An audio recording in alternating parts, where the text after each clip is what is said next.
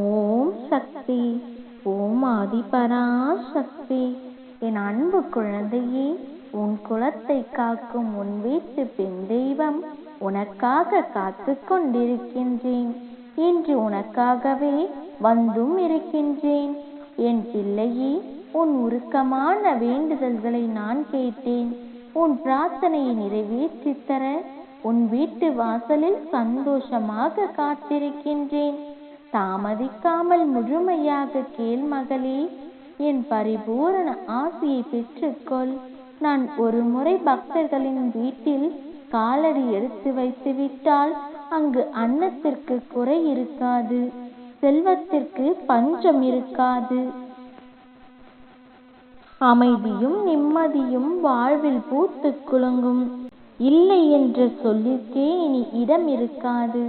அப்படித்தான் மகளே, இன்று உன் வீட்டிற்கு உன்னை பார்க்க வந்துள்ளேன். கூடிய விரைவில் உன்னை நான் உயர்ந்த இடத்திற்கு அழைத்துச் செல்வேன். உன் வாழ்வில் சோதனையை கொடுத்து சோதிப்பேனே தவிர என்றும் வேதனையில் வீழ்த்த மாட்டேன். கடைசி நிமிடத்தில் கூட ஒரு அதிசயத்தை செய்வேன். ஆனந்தத்திற்காக காத்து கொண்டிரு என் பிள்ளையே. கண்டிப்பாக கிடைக்கும். என் அம்மா, சோதனையும் நீங்கள் தான் தருகிறீர்கள், அதற்கான ஆறுதல்களையும் நீங்களே தருகிறீர்கள். இது நியாயமா என்று கேட்கிறாய். ஆறுதல் என்பது உன் காயத்திற்கு தற்காலிக தீர்வு. ஞானம் என்பது உன் காயத்திற்கு நிரந்தர தீர்வு. நான் உனக்கு ஞானத்தை தர விரும்புகிறேன். சோதனைகள் மூலம் அனுபவம் பிறக்கும். அனுபவத்தின் வழியே ஞானம் பிறக்கும். ஞானம் பிறந்தால் நிரந்தர மகிழ்ச்சி கிடைக்கும்.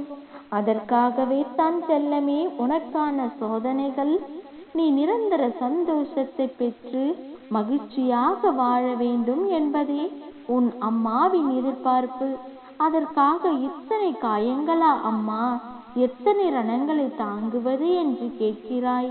என் தங்கமே, காலத்திற்கு பேசும் சக்தி கிடையாது. ஆனால் காலம் அனைத்திற்கும் பதில் சொல்லும்.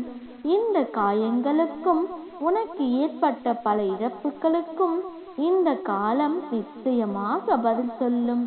அப்போது நீ செய்வதெல்லாம் கடந்து போனதையே நினைத்து உன் நிகழ்காலத்தை கெடுத்து கொள்ளாமல் நிகழ்காலம் சிறப்பாக அமைவதற்கான எண்ணங்களை செயல்படுத்து.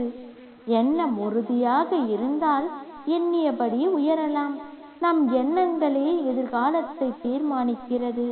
எனவே தான் உனது எண்ணங்களை உயர்வானதாக மாற்றிக்கொள்.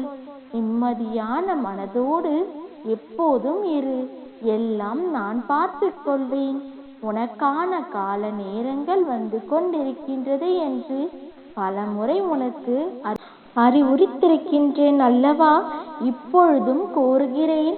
இனி உன் வாழ்வில் எந்த தடங்கல்களும் இன்றி அனைத்து காரியங்களும் இனிதே நடக்கும். என்னையே நம்பிய என் பக்தர்களை நான் எப்பொழுதும் கைவிட மாட்டேன். நிச்சயம் காத்தருளுவேன். இப்பொழுது நீ என்னை அழைத்ததால் நான் உன்னை பார்க்க வந்துள்ளேன். என்றும் உனக்கு துணையாக உன் தாய் இருப்பேன் என்று நம்பிக்கையோடு காத்திரு. நிச்சயம் நல்லது நடக்கும். என்றும் உனக்கு துணை இருப்பேன் என் பிள்ளையே. என்னை நினைத்து ஒரு காரியத்தில் செயல்பட்டால் உன் அம்மா நான் முடித்து கொடுப்பேன். நல்லதே நடக்கும். ஓம் சக்தி. ஓம் ஆதிபராசக்தி. ஓம் சக்தி. ஓம் ஆதிபராசக்தி.